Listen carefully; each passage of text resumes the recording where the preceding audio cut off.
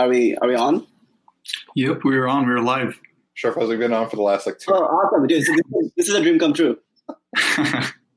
All right. So I'll just go ahead and give a quick introduction, talk a little about what we're all here for, and then we can go ahead and introduce Evan. So really quickly about the platform. This is our first time actually going on live stream using this platform. So definitely a couple of things to figure out for us. And so yeah, please adjust with us as we do get through this. And again, just for your information, you guys could comment live, be it on Facebook or wherever you're watching this from, and we will get notifications. So if you have any questions, any comments while we are having this discussion, feel free to just post there. We love engagement, so that's awesome. Right. And just quickly speaking about Careers Uncorked. So 2 weeks ago, Shafuz and I sort of got together and we were like finding a way to help students who are currently in a situation with the work environment going on right now.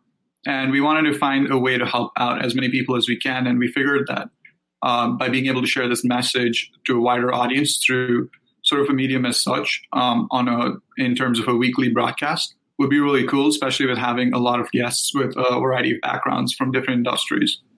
So that's sort of why we're here. And with Careers Uncorked, we're really planning on providing as many resources as we can. So we have a website that's up and running. So we definitely recommend you guys to check that out. Yeah. As well as we'll introduce partners here. I made the website. Shafuz did make the website. But yeah, so we'll talk a little more about that as we do get through the session. And once again, thanks for being here. I'll introduce myself, people who know me, and then we'll jump on to Shafuz and Evan in a quick second. So about me, I'm Sid. I am currently working as a technology consultant at Tata Consultancy, and I'm going to be a moderator for this session. Shafuz, you want to go ahead and introduce yourself? Yeah, absolutely. Yeah. So I'm Shafuz. I graduated from University of Rochester last year, and I'm currently working at Hitachi Vantara as an analyst in their corporate development team. And yeah, I'm really excited to be moderating this session and just engage with everyone. All right. So I'll give a quick introduction for Evan, and then we'd, of course, love to hear from Evan himself. So Evan is sort of this amazing person that me and Shafuz know of, who's sort of really proven everything that we understand about the workforce and about careers through college to sort of be very different, So he essentially wasn't the best student at college, but he's got really far through just trying out different things. So that's what we're sort of excited to hear about, because we're here to speak about excelling beyond the GPA. And so I'm going to let Evan introduce himself a little bit and just talk a little about what he does right now. And with that, we can get started. Yeah, and hey, thank you very much, Sid and Sharfaz. It's really good to have you guys as friends and colleagues through this whole thing. I know that we met in 2016. I met Sharfaz a little bit before that. It's kind of a funny story how we met. But once again, thank you very much for having me, and I really do hope that this platform is something that takes off. And I like that you're doing something to really help out a community that you guys understand. So that's a really powerful thing. But a little bit about myself. So I was a graduate of U of R in 2017. It took me 6 years to graduate, so I started in 2011. I was, as Sid said, not the type of student to do a straight 4-year shot of college and get a job right afterwards. I actually spent 2 years at Eastman School of Music when I originally started. I had dreams of becoming an orchestral musician. I still play to this day viola, and I was a viola performance major. 2 years down the line, I had a change of heart. Decided music was more of a passion, not necessarily a job for me. I didn't really feel fulfillment through doing music. So I transferred to the University of Rochester. And thankfully, Eastman had a fantastic school attached to it that I would not have gone into any other way other than doing music. But I came to the U of R. And then took 4 years to graduate with a Bachelor's of Arts in Computer Science. That's awesome. So yeah, long time. I low-key thought you were going to tell the story of how I came to you to save my laptop because it was all broken and messed up, and I had my exam the next day. Because that is how we met. So I'm glad you skipped that part out. Yeah. All right. Yeah, absolutely. So let's quickly talk a little about that. So I think that's really interesting, Evan. So One thing I'd like to quickly jump upon would be sort of that change from Eastman to University of Rochester. What sort of triggered that approach, and how was that process for you personally, going through that huge change? I would say it was definitely very painful, in good ways, and it was a good kind of pain. I very much call it the college crisis that avoided a midlife crisis. So for me, essentially, when you're a music student at Eastman School of Music, or really when you're a music student in most university, most private college, conservatory settings, you're a musician when you start at the age of 6, at the age of 8, right? And you train to be a professional musician. Very few people go to school, pick up an instrument, and then become a professional musician. It's just something that does not happen.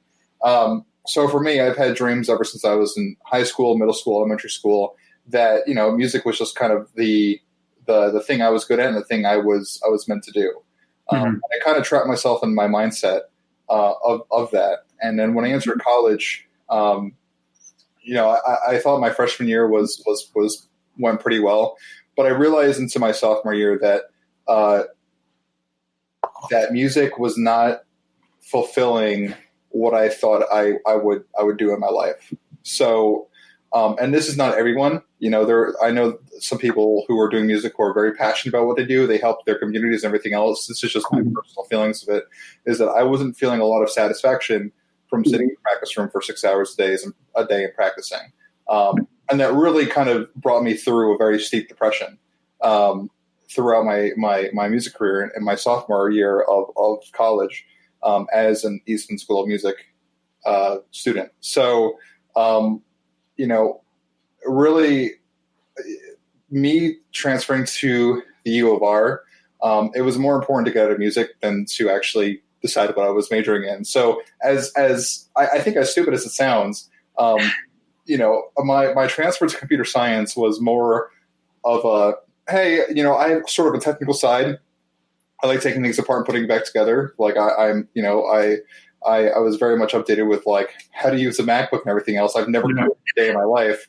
And I just thought that it would be, and I've heard stories of musicians being really good computer scientists. So it was a very, very impulsive move for me to actually go from music to computer science directly. Right.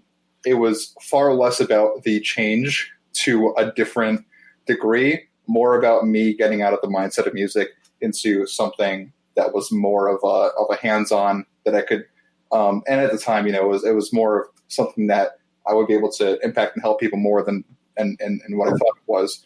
But the reality is, it's something that I felt gave me purpose. Wow, that's great to hear.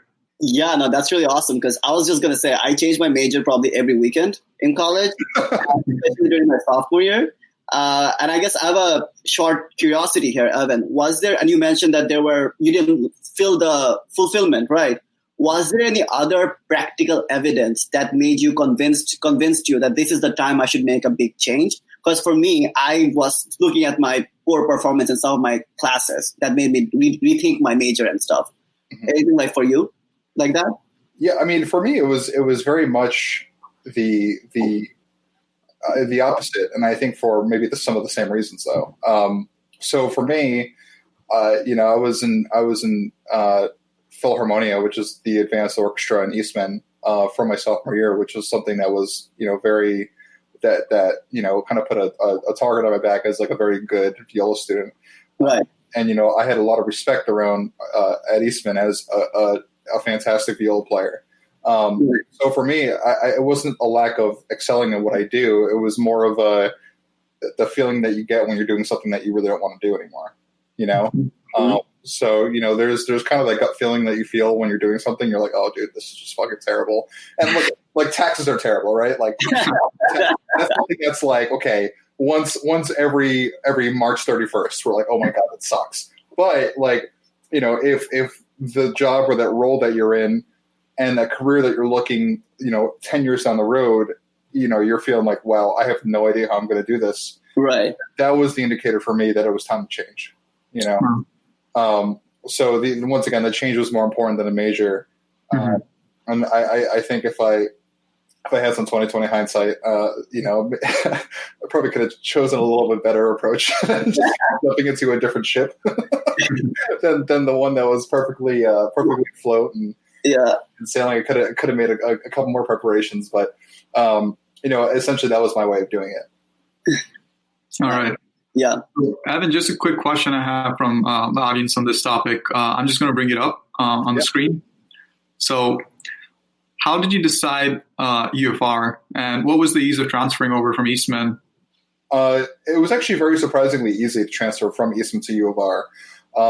And Ali, is it? I'm sorry. I am absolutely terrible at pronouncing names.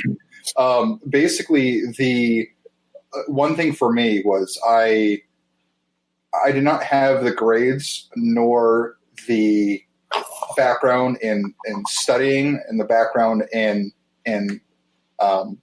I think just being an engineering student to really transfer anywhere else that was as reputable as U of R. I had a very, very good set of friends. I knew the city of Rochester. For me to kind of upheave myself, leave, the school and apply to other schools was far more stressful. And I probably would not have been given as good an opportunity or education than to just transfer to the U of R. So, and as far as the process, literally, it was me declaring that I didn't want to continue studying at Eastman. I had a couple interviews at the U of R, and they even went so far as to count my 2 years at Eastman for humanity and social science credits. So I got a very, very good deal. That was, when I was doing it, I was like, okay, that's cool. But now thinking back to it, they really set me up very well, and I even got to keep my scholarship. So, there's really very little reason to not do that. Right. No, right. That's really awesome. Wow. That's really awesome. The Rochester effect. Thanks for the question. We appreciate you. Quick shout out to Allie. She's actually been helping us out with the platform too. So, I'm sorry, careful pronunciation of the name. If you need help with storytelling or marketing or a lot of great stuff, just hit her up. She's amazing. All right. So just to jump on to the next topic, I think something really interesting and what a lot of people are here for is sort of once you got into UFR, you went to computer science. What was that journey like? You spoke a little about you having a background in hardware and trying to put computers together and stuff. But on the software side and courses wise, how was that transition like come from a music background? Absolutely terrible for me. Absolutely. It was absolutely terrible. It was very hard. And it's not hard for everyone, but it's hard for me because I had a very poor attitude of education when I was in high school. I remember telling my math teacher that all you needed to know is how to count to 16 and I'd be fine. Just because 16 notes of music and 30 seconds and 64 sometimes, but it's not. So that was my mindset for up until I was 20 was screw education. So transferring to the U of R was very much a growing pain for me, and I had to learn my junior year, which is realistically my freshman year, how to be an engineering student, how to take great notes, how to, and really turning on sides of my brain that I didn't have on since it was high school. So it was extremely tough. It was extremely difficult. I did find that I had some really good, genuine friends, and I found other people to be. I found some of the people at U of R to form and have a very bad culture within the school. And just speaking honestly, I felt very, very, and this is something that was part my own and part from the society, but I felt very vulnerable of letting people know how clueless I was. Yeah. That's something that I know quite a few people felt.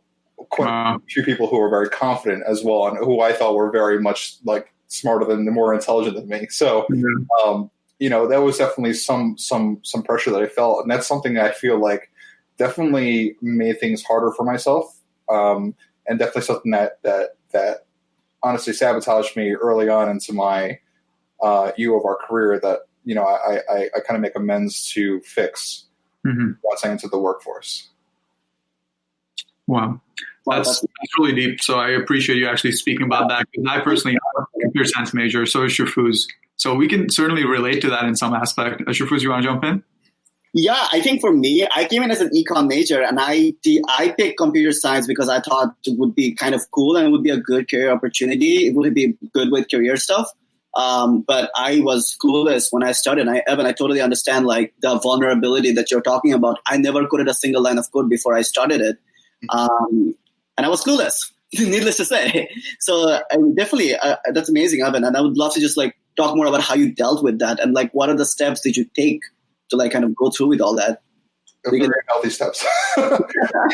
So as far as it for me is I quickly realized what I was good at, and then I capitalized on surviving my education through the things that are through my strengths. So essentially, coming from the music world, I felt as though I had a creative side and a soft skill side that not many people who are intending to go into computer science had, right?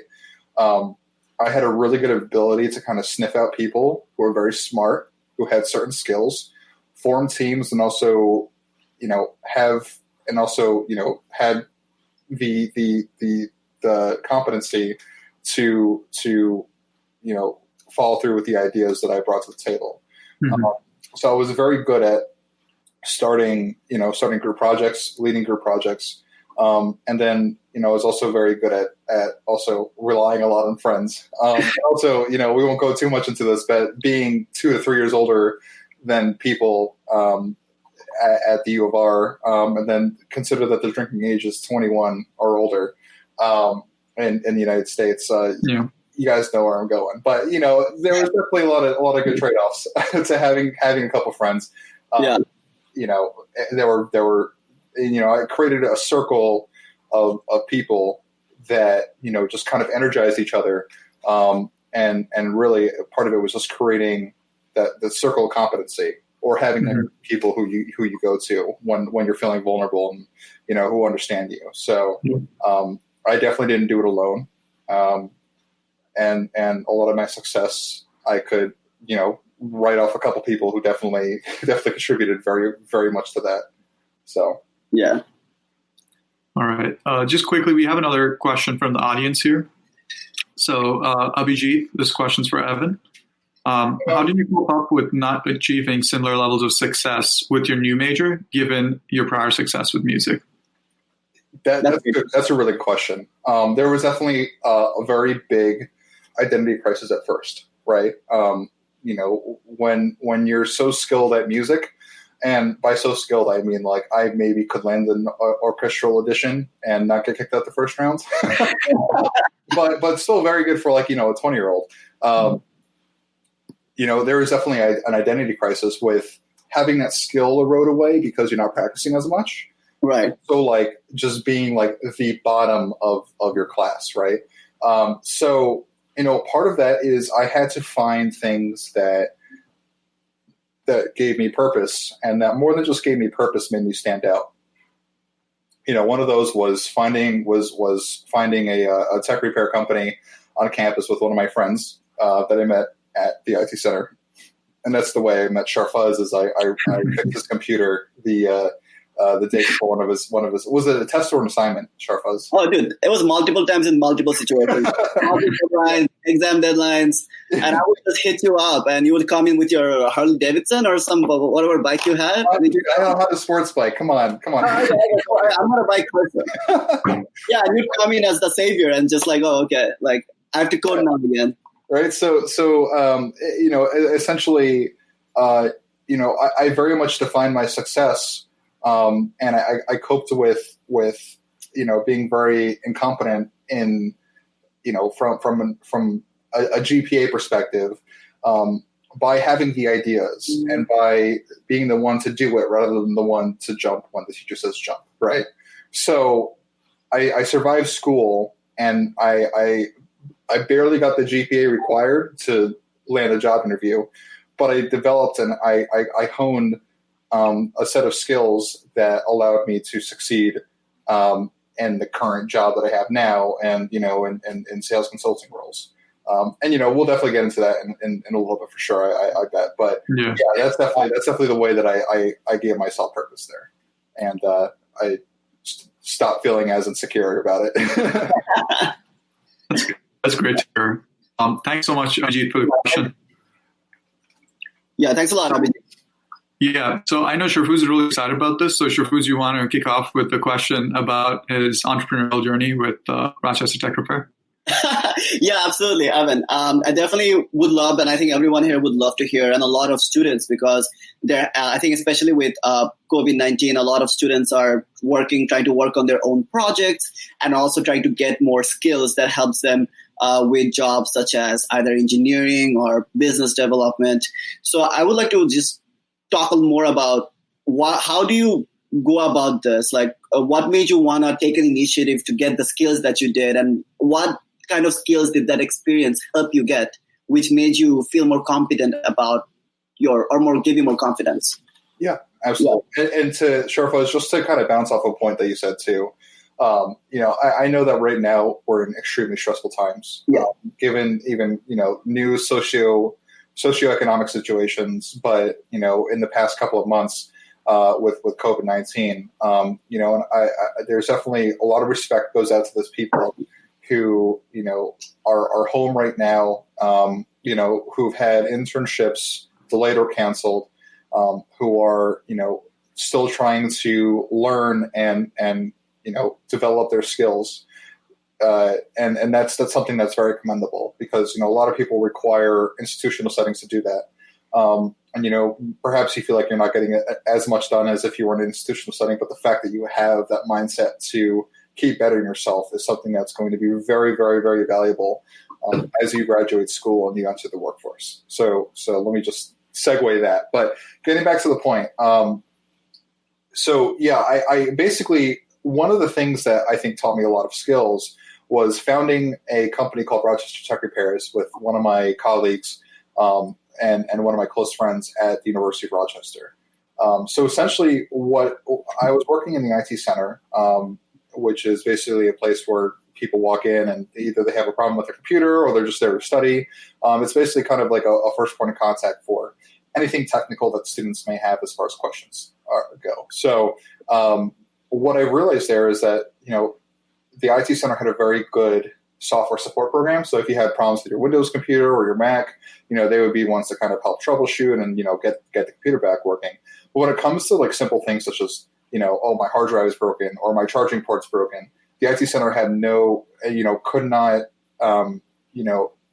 they didn't want to take on the liability of dealing with those issues with computers. And I saw cases where a lot of kids, they had exams the next day, and there's just a simple, okay, all you need to do is remove these 4 screws, get a new hard drive, put it in, and you have a working computer again, right? And just imagine being a college student without a computer for a week. It's terrible. It's absolutely terrible.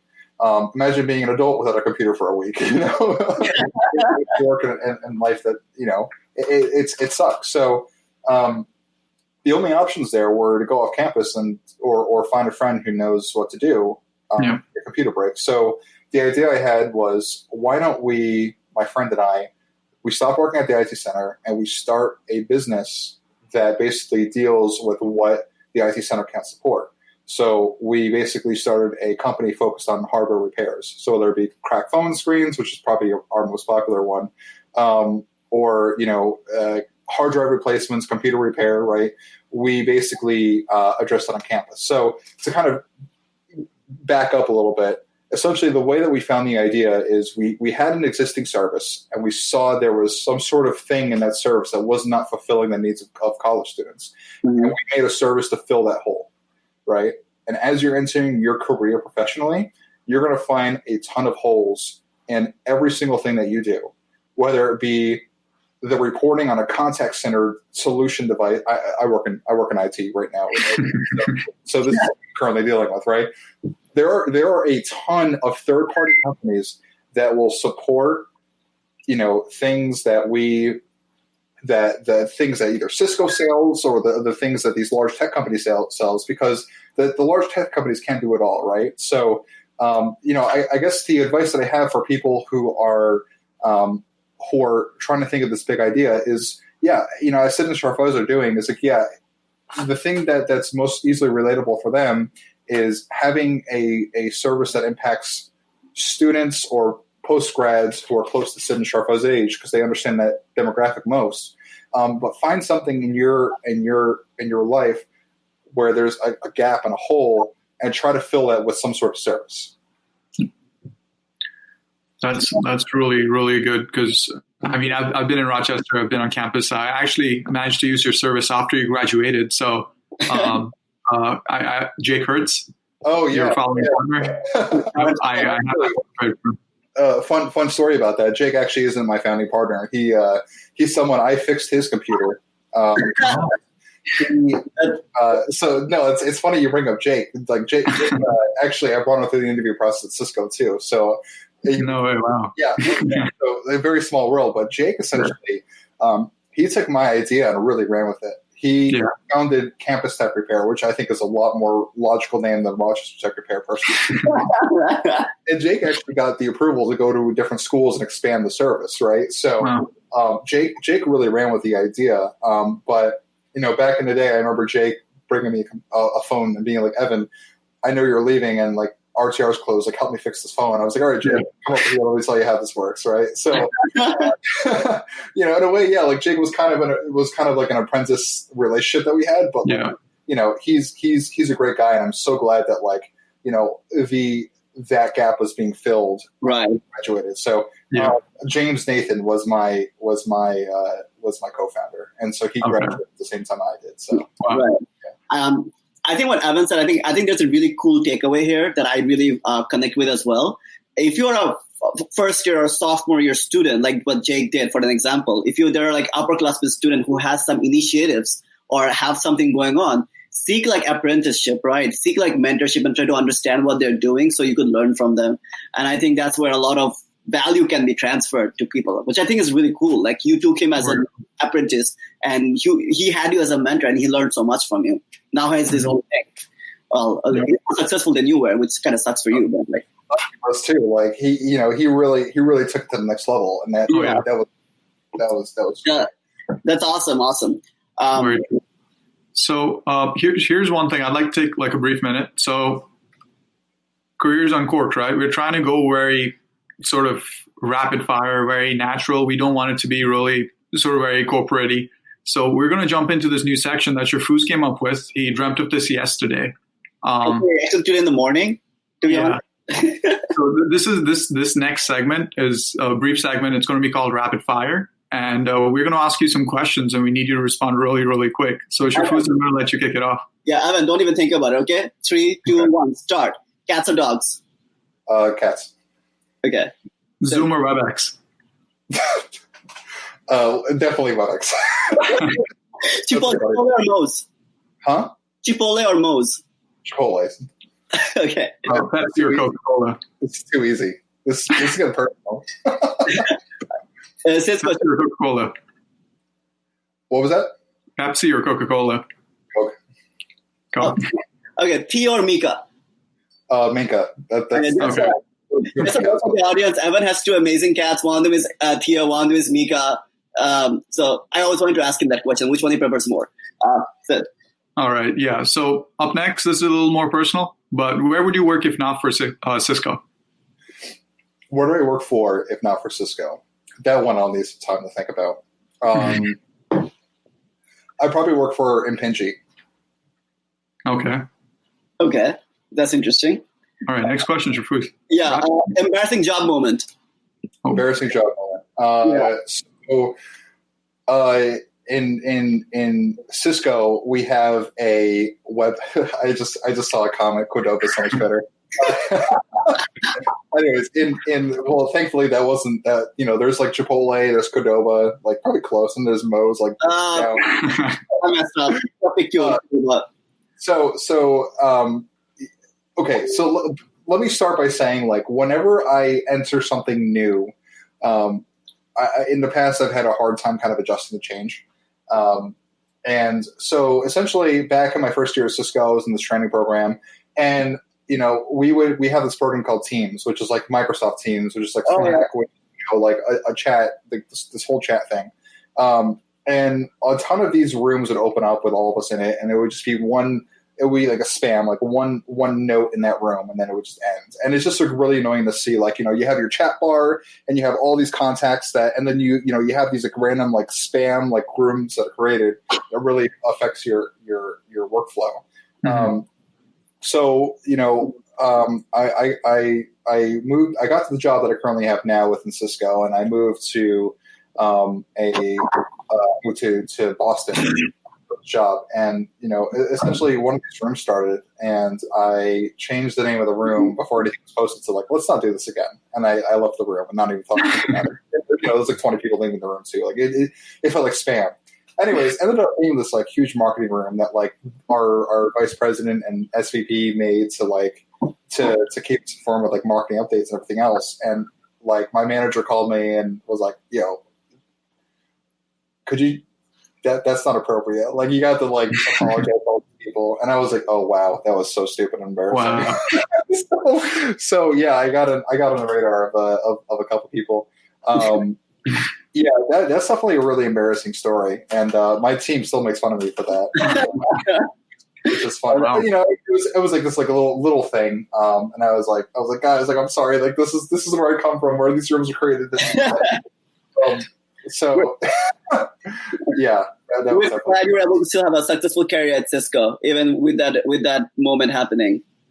I mean, yeah, if that continued, like if I did that like every 2 weeks, that would not be. I think once every couple of years is probably okay. Okay, 2 more questions.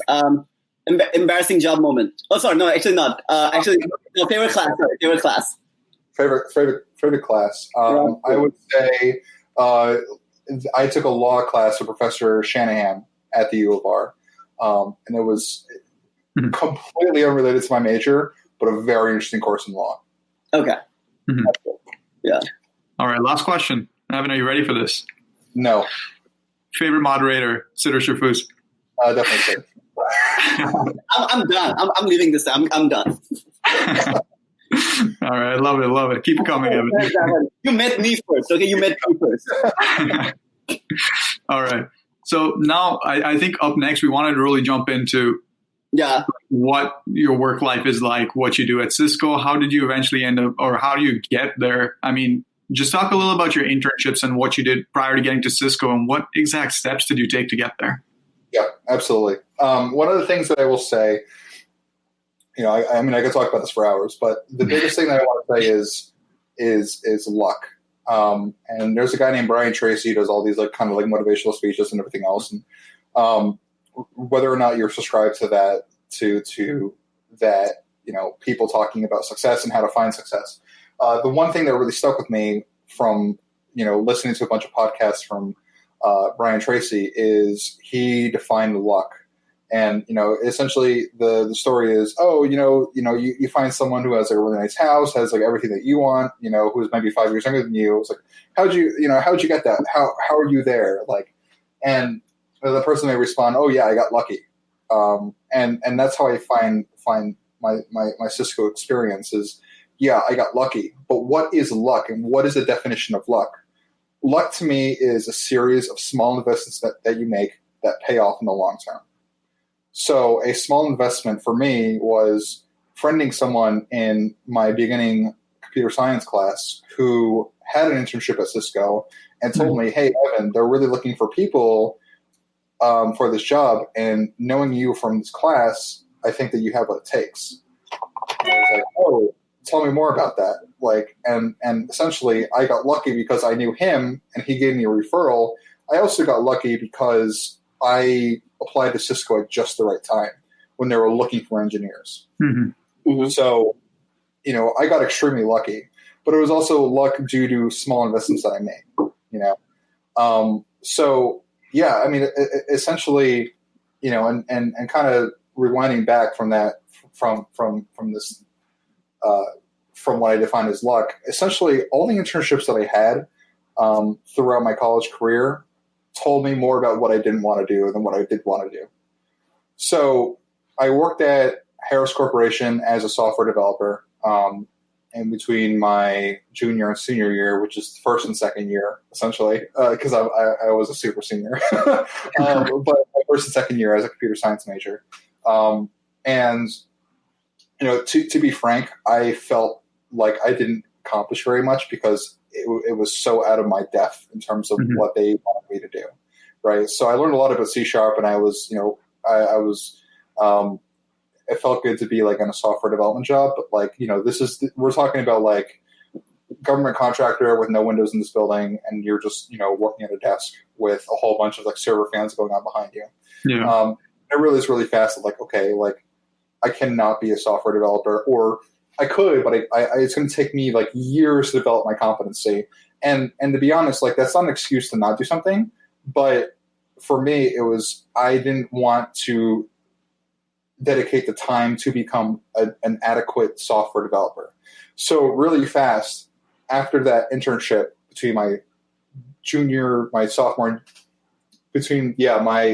senior year, I learned very fast that like, okay, the software life is not for me. But I was still a computer science major, which was a little worrisome. So my next internship was a internship. I took a mental break between my junior and my senior year, or my senior. Actually, did I take? Geez, man. Oh, the day gets really ugly. But my next internship was pretend like my next internship was at Mass Mutual, actually, and I found pretty good. I found my internships through the career fair at the U of R. By the way, career fair is a really great way to try to get internships. Shout out to the Career Center. If Joe Tefan is listening to this. Yeah, right. So Mass Mutual, I essentially signed up to be a financial advisor for a summer. And essentially as a financial advisor, absolutely nothing to do with technology. It's about developing sales acumen and, becoming a financial advisor, right? So you have no idea what you're doing. You have no idea about finances. Let me teach you a little bit about this. You get your life accident and health license, LAH license. And you essentially consult and try to get people to sign up for life insurance policies. In between that internship and my software development internship, I actually got a job at trying to sell life insurance supplements. And it's like, there's a lot of people at Aflac who make a lot of money. But for people who are like starting off with sales, it's a very hard job to start at because you're like cold calling businesses and everything else.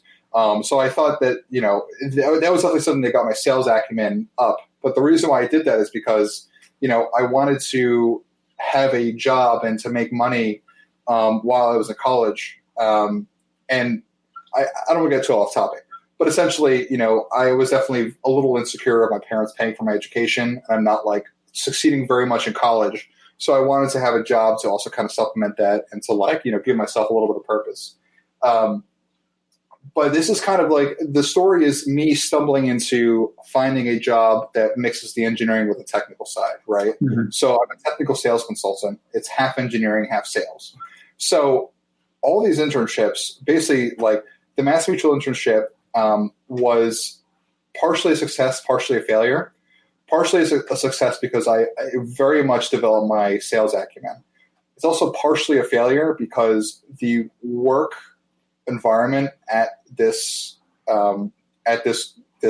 firm was definitely not one that was ready to adopt a internship program. It was their first year doing it, and you had some like really big wig, like I'm talking like the top 1% earners in Rochester as taking on interns, and they were just like completely different styles. And the guy that I was under just definitely didn't have a very good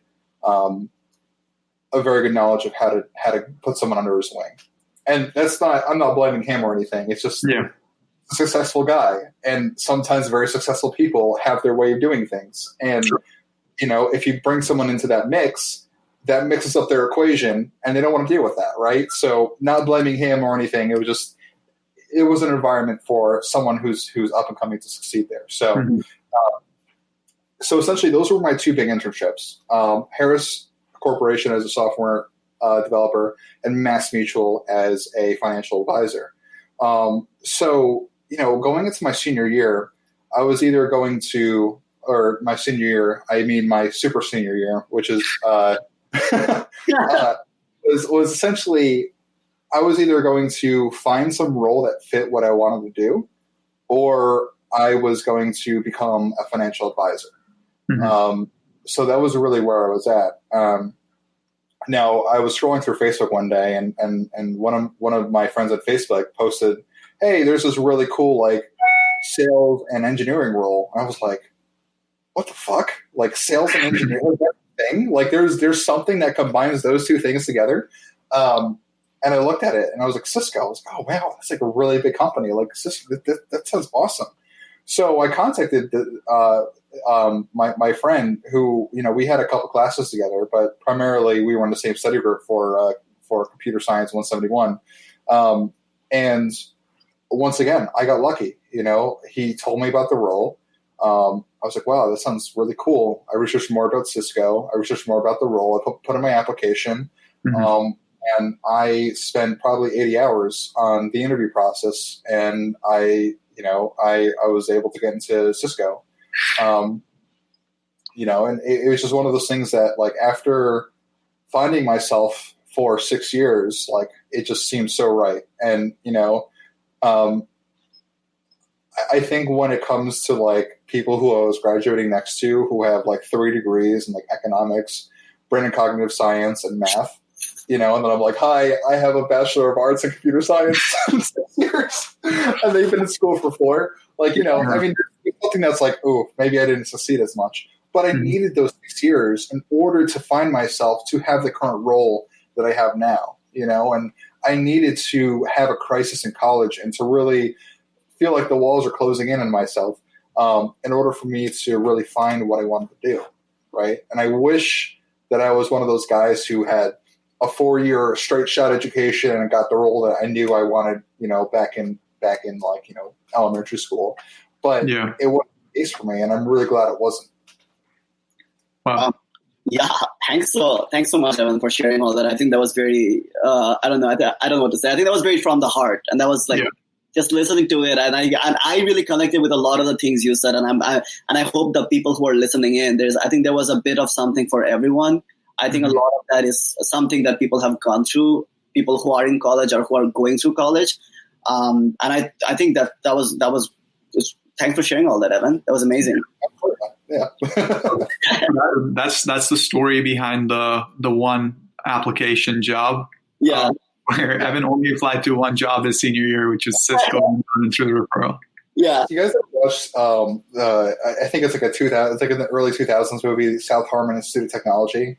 South Harmon, I think it's called. Okay. There's like this one girl who it ends up at this like community college that like these kids who couldn't like get into college found it just so they could get into college.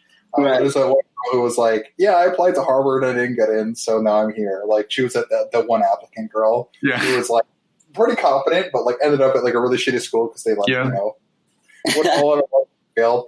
That was basically me in a way. I was just like, man, like my back's against the wall. Like I am just going to go at this like 100%, more than 110%. But there were so many things that I did in my early career that really set me up for this role that I didn't even know about.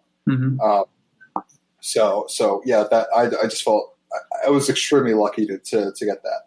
Right. So I guess like the next thing I think a lot of people would want to hear a little bit more about is like what is sales engineering, and like what do you do in a day-to-day basis, Evan? Yeah, absolutely. Accident going outside, man. Yeah. I'm on mute. I don't know what's happening outside here in Boston, so I'm gonna. Sharfu's got some traffic outside his place. I think there's a lot of traffic coming in. Yeah. That car outside. No worries. So sales engineering, right? This is basically a mix. I mean, this is going to sound obvious, right? It's the point where engineering intersects with sales. Mm-hmm. So let's take a company like Cisco, or basically a lot of technology companies, right? We'll take like Palo Alto or Riverbed or Bellow Cloud, Silver Peak, Aruba, right? So a lot of these companies have a ton of products and a ton of solutions that normal consumers can understand, and also and a lot of products only technical experts can understand.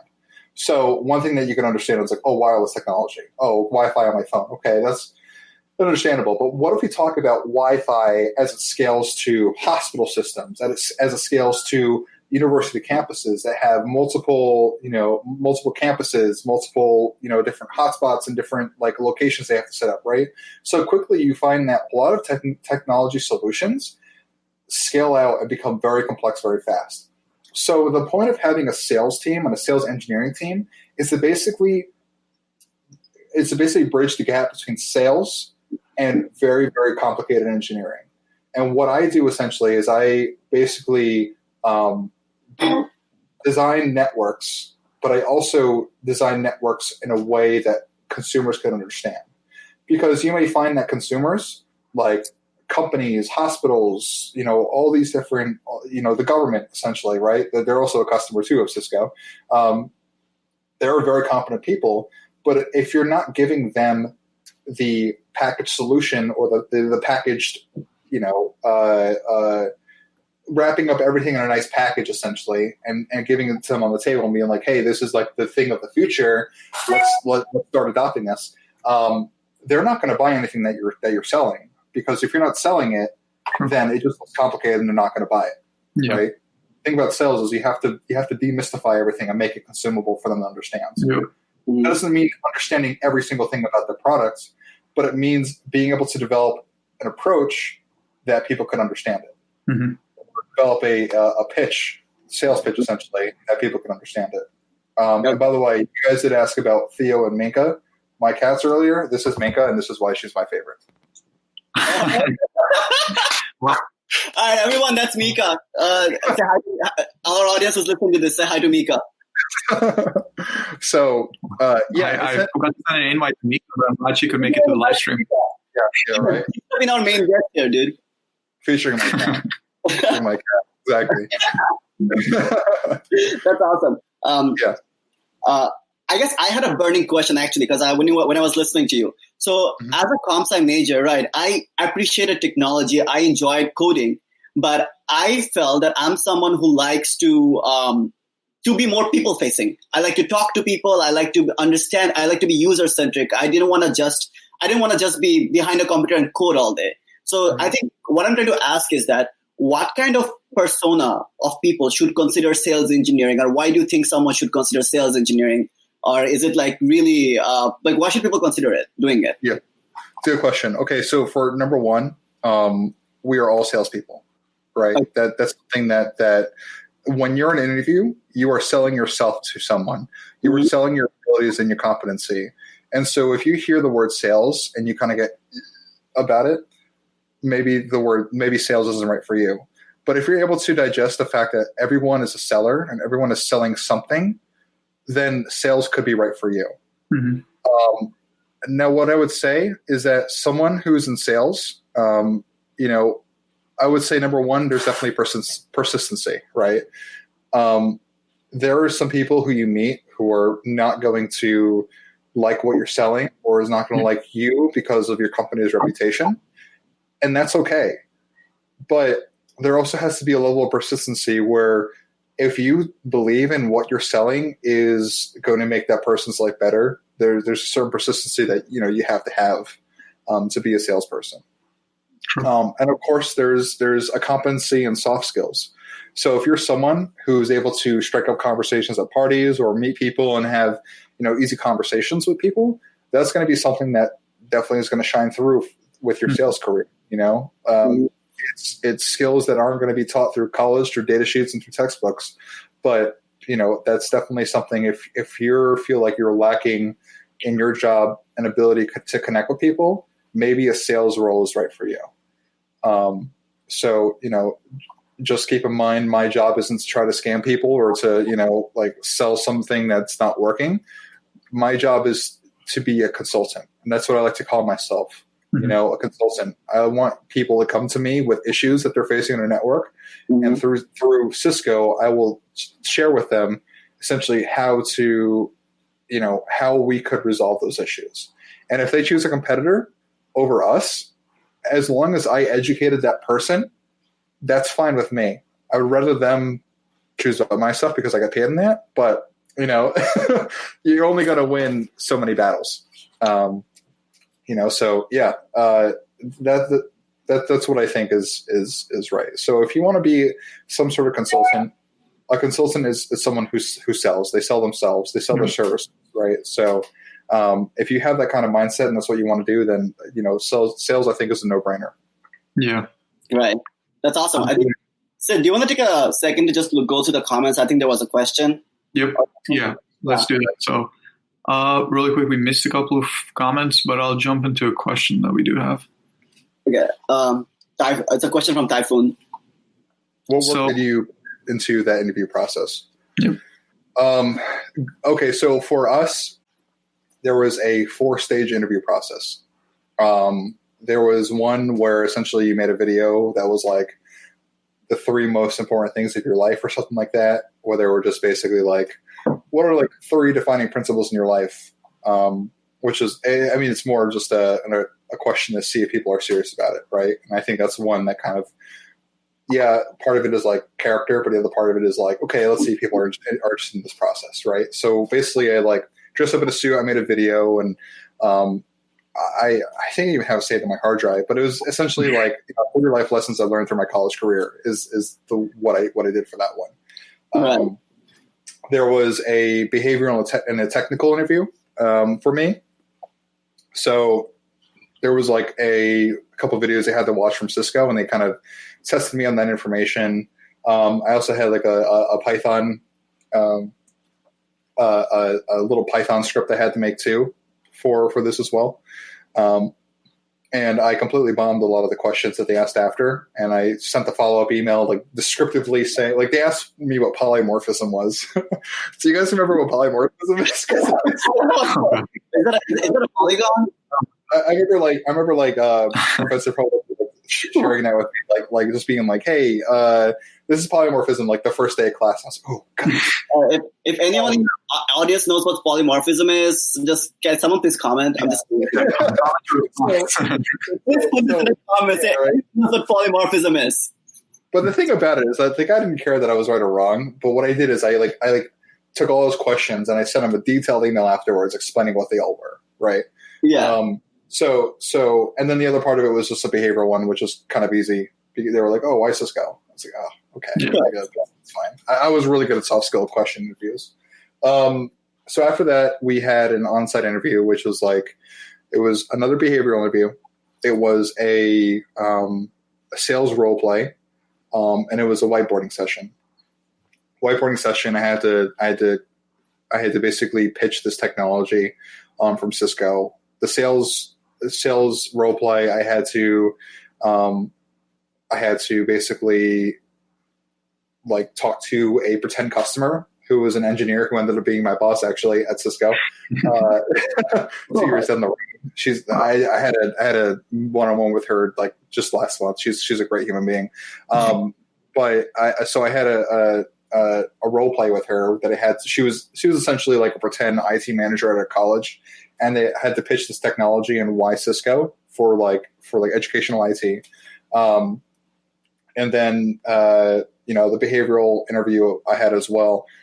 That's kind of a funny, I'll tell a funny side story there. But essentially what I did is I spent several hours learning about technologies, learning how to not like, the thing about it is that you don't need to like, and here's the thing with like technical sales is, yeah, if you develop a competency and you know a lot about a certain subject, that's really great.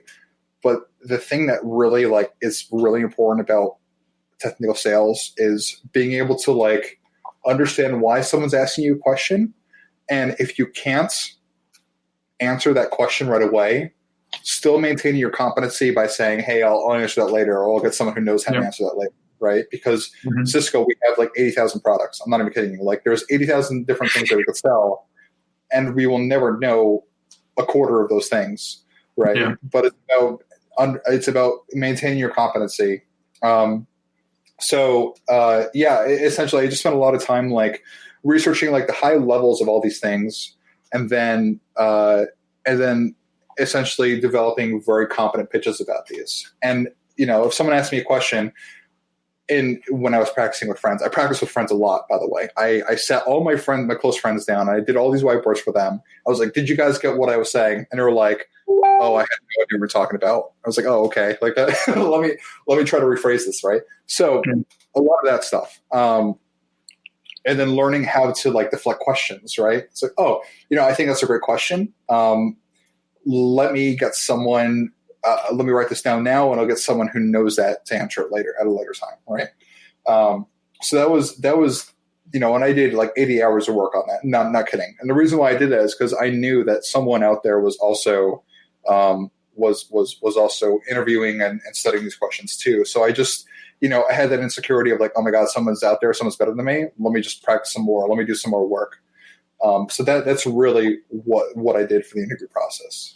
The behavioral interview, I told them that I had motivational issues was the first thing I told them. Yeah.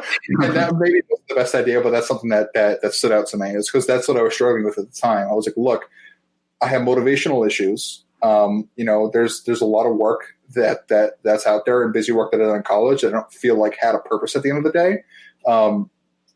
And I work to feel satisfied. And, let me just share with you like some of the things that I've done to overcome that.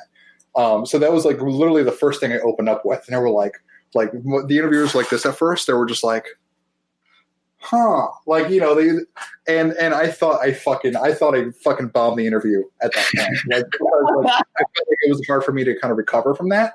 Yeah. Because they asked really probing questions there, but they chose me anyways. Like I got the email like the next day that I got hired.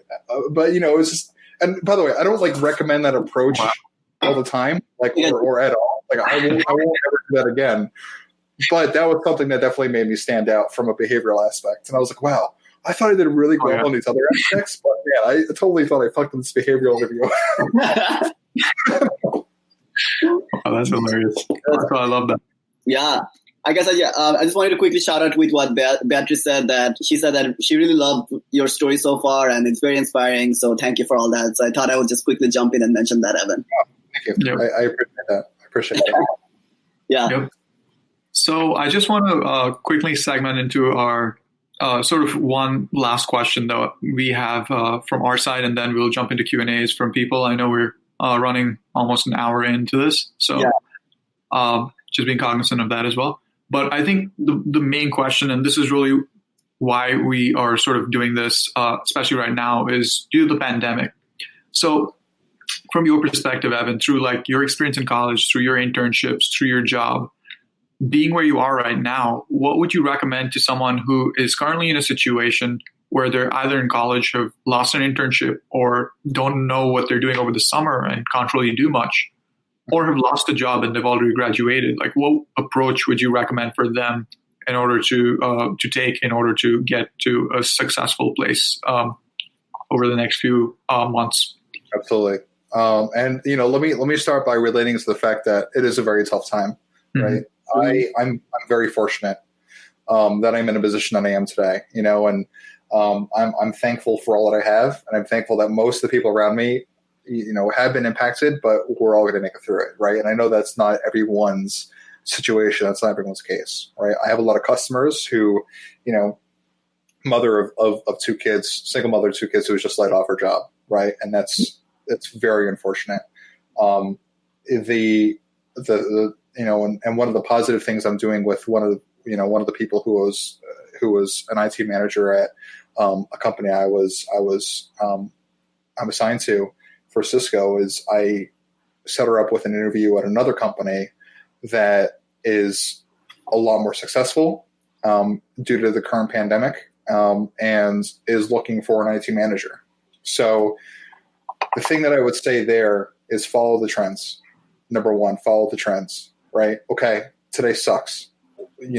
More people now than probably, I don't know. I don't know this in front of me, but like there are a lot more people now in unemployment than there was, probably in 2010. I don't know about 2008, but definitely in 2010, right? Yeah. So, but there are companies that are succeeding and are hiring, right? You look at company. Okay, so let's take it back. What are some of the things? What are some of the trends that we're seeing? One, cloud technologies, right? Right. Everyone's shit to the cloud. Two, e-commerce, right? Amazon, all these other companies selling from and having to get stuff delivered door to door, right? Yeah. 3, medical companies. 4, restaurants and not restaurants. Grocery stores and wholesale, right? So, okay, those are just 4 categories, and there's a ton more.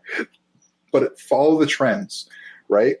Maybe Amazon's not the place to work for, but maybe there's a company that's developing warehouse technology, RFID tagging, et cetera, that's booming right now, or that's just about to boom because you know what? There's going to be more warehouses. There's going to be more e-commerce in the future, right? Maybe there's a company that has work from home solutions.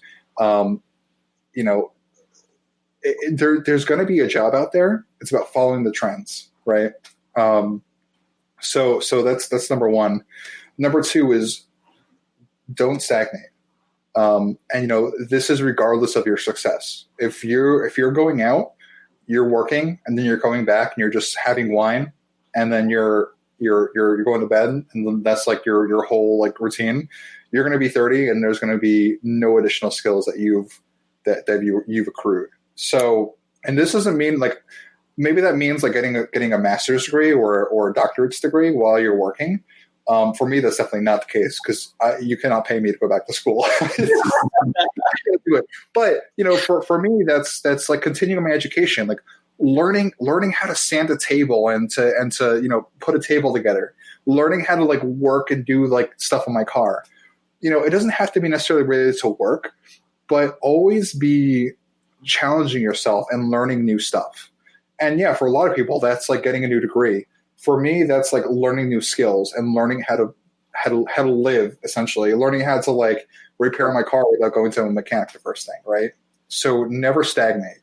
When you stagnate, even if you have the most successful job ever, you're going to find that your skills are going to be almost, a lot of times, are going to be severely challenged and almost outdated in 10 years. Our world is just moving so fast. And then I think the third thing is, a healthy mind is also a healthy body as well. And this pandemic season, like I'm definitely putting on a lot of weight myself. I'm not going to lie. Like I've definitely relied on my gym a lot and the community around me. And I've definitely had a hard time kind of adjusting to life without gym. But, I'm under the firm belief that when I was my 6th year of school and I was as fit as I ever been since like probably ever, honestly, I was going to this gym like twice, 2 1-hour sessions. So like I was going to this gym probably like 10 hours a week. Like I felt really good and I felt mentally acute and aware. And, that maybe that wasn't related to how much I was studying, but like, having a healthy body is going to lead to a healthy mind. So don't just like, sit there and just drink wine. Wine's great. And I enjoy it once every so often, but like be active, do something, like really get your brain going, do a lot of cardiovascular, right? So, maintain a healthy body. Definitely. And that's going to help you live longer and it's going to make your 60s through 80s at least tolerable. That's some great insight, Evan. Thank you for sharing that. That's awesome.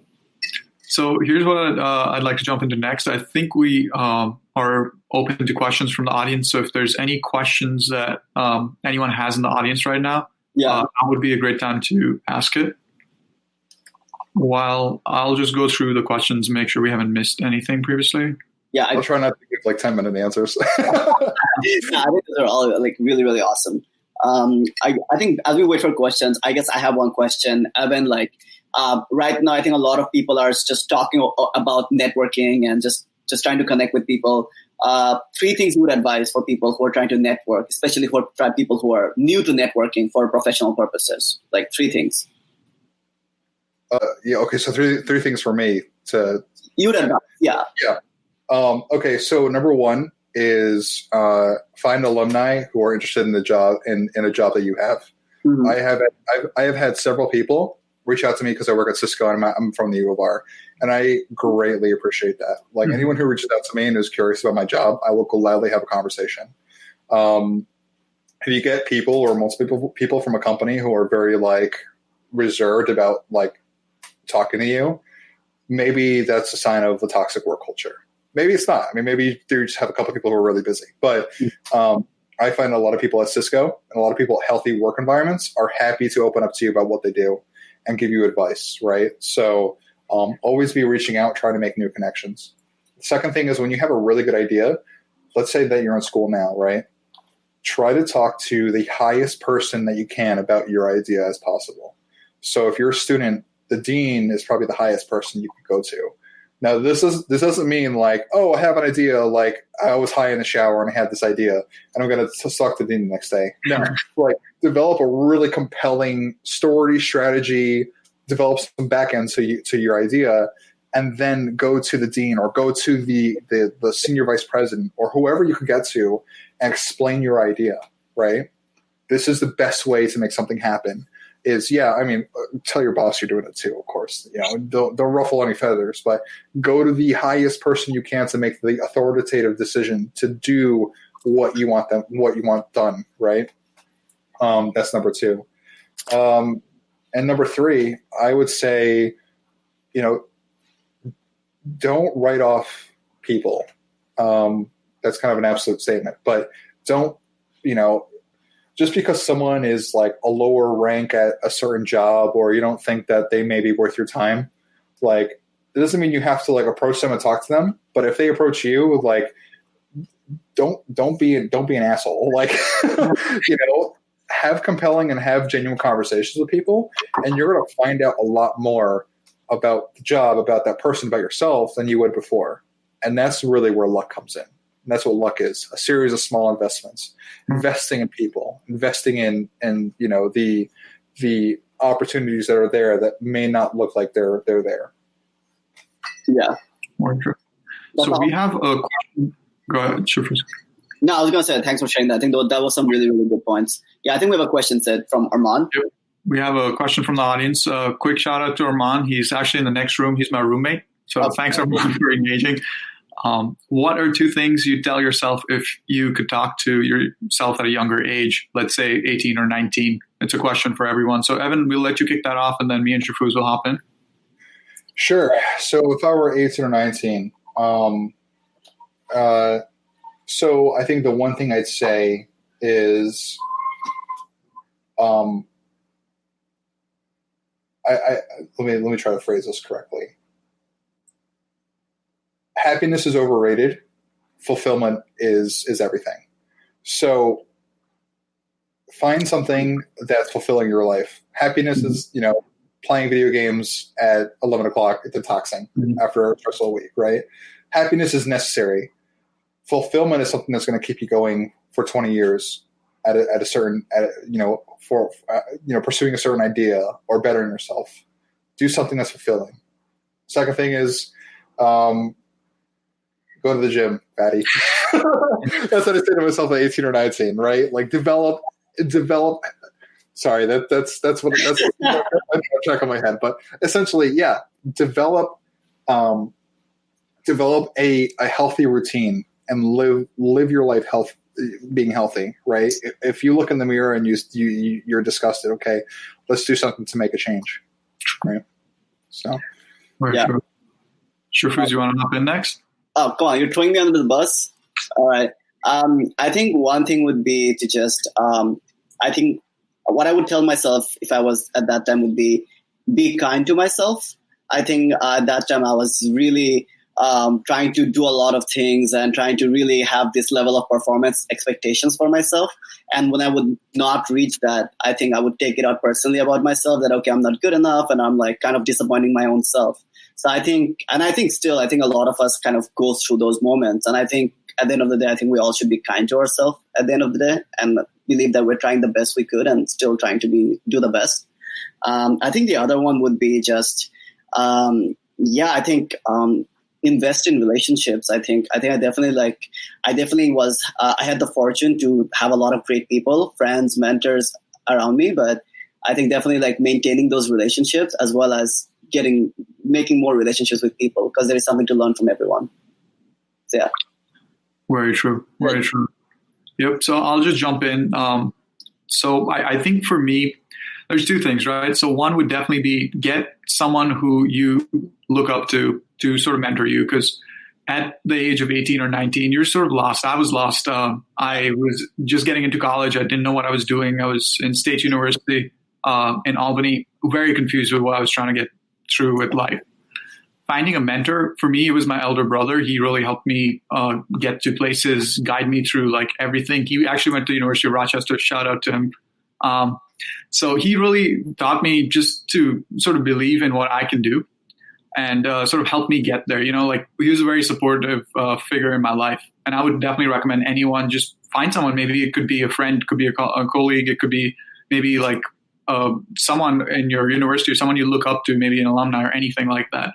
So definitely find a mentor. And then the second thing I would strongly recommend is getting over the fear of rejection. Evan was talking a lot about sales, and I personally had a stereotypical imagination of what sales was. It was sort of that door-to-door going knocking, selling vacuum cleaners. Honestly, I wasn't a huge fan, but since I've evolved, like going through college and getting a job, that definition for me has completely changed. For me, I believe I do not fear rejection anymore. I'm very comfortable reaching out to people, being rejected. I just move on and go to the next person, because I know some people you can't really convince. You can't really have everyone on your side. And so just do your thing, you know, that you will get there. So that would be my second recommendation, is like, do not fear anything. Just go for it. So that's an awesome question, Armand. Thank you so much. That was a great question. Yep. Yeah. All right. So I'm going to go quickly wrap up and then just sort of share some next action items, because like we are over time. We are way over time. Yep. So thanks, Evan. I'm going to change the screen to a slide really quick. So everyone, just a huge shout out to Evan for being here and doing this. I think it's really awesome. Man. Hey, so much fun.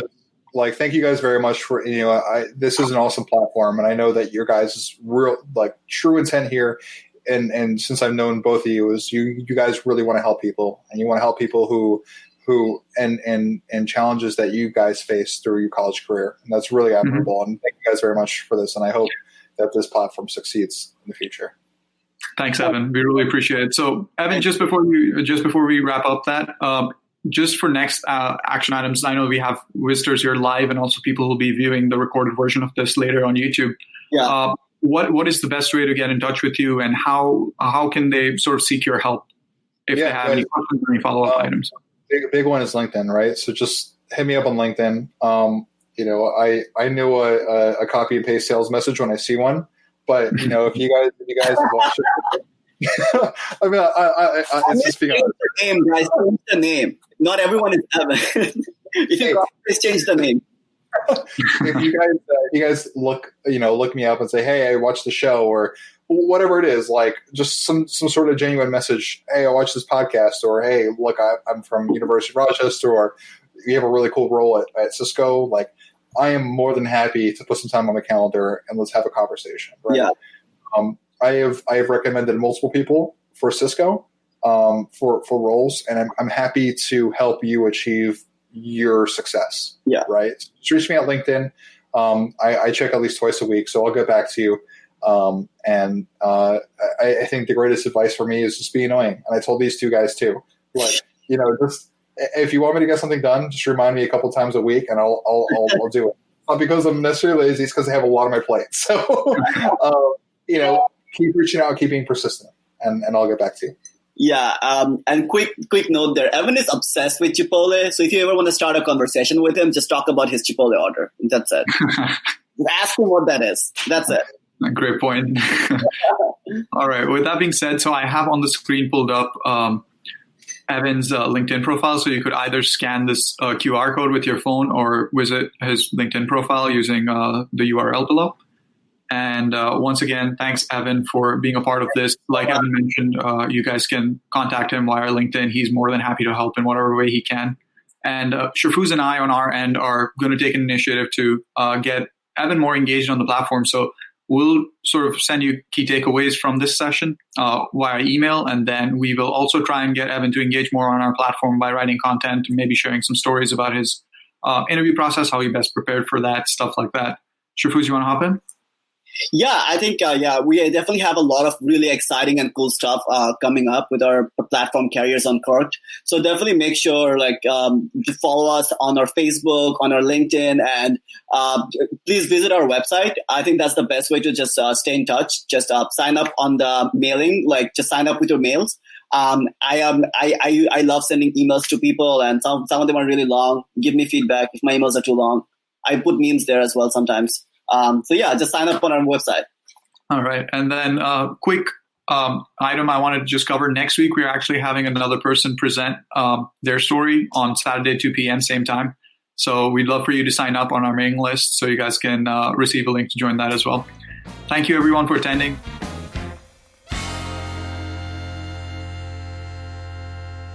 Yeah, thank you, guys. Thank you, everyone. We're shutting down.